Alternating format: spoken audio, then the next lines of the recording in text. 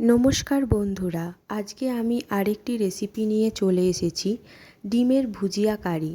ডিমের ভুজিয়া কারির জন্য প্রথমে আমি পেঁয়াজ ছোট ছোট আকারে কেটে নিয়েছি। 5-6 কোয়া রসুন ছাড়িয়ে রেখেছি। গ্যাসে কড়াই বসিয়ে তাতে পরিমাণ মতন সর্ষের তেল দিয়ে তেল গরম হওয়া অবধি অপেক্ষা করছি। তেল গরম হয়ে গেলে দুখানা ডিম আমি কড়াইয়ের মধ্যে দিয়ে ভালো করে ভুজিয়ার আকারে ভেজে নেব। ডিম ভাজার জন্য এই সময় আমি কোনো পেঁয়াজ ব্যবহার করব না। ডিমটা আমি শুধুই ভেজে নেব। সামান্য পরিমাণ নুন ব্যবহার করব শুধুমাত্র। লাল লাল করে ভাজা হয়ে আসা অবধি আমরা এটা ভালো করে নাড়াচাড়া করে নেব। গ্যাসের আঁচ এই সময় আপনারা মিডিয়ামে রাখবেন, যাতে ডিমের ভুজিয়া পুড়ে না যায়।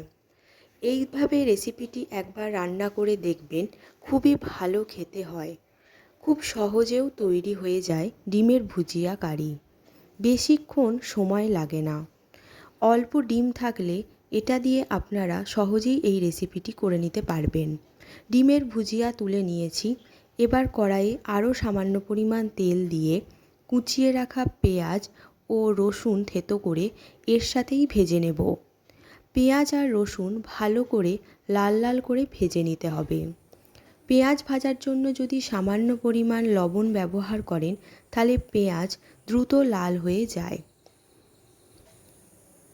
পেঁয়াজ লাল লাল করে ভাজা হয়ে গেলে তার মধ্যে আমরা আদা বাটা, জিরে গুঁড়ো, ধনে গুঁড়ো, হলুদ গুঁড়ো ব্যবহার করব। সামান্য পরিমাণ জল দিয়ে মশলাটা কষিয়ে নিতে হবে, যাতে আদার কাঁচা গন্ধ না থাকে।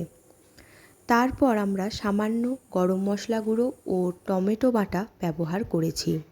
তারপরও বেশ কিছুক্ষণ কষিয়ে নিয়েছি তেল ছাড়া অবধি। তেল ছেড়ে আসলে ডুমো ডুমো করে কেটে রাখা আলু দিয়ে দিয়েছি।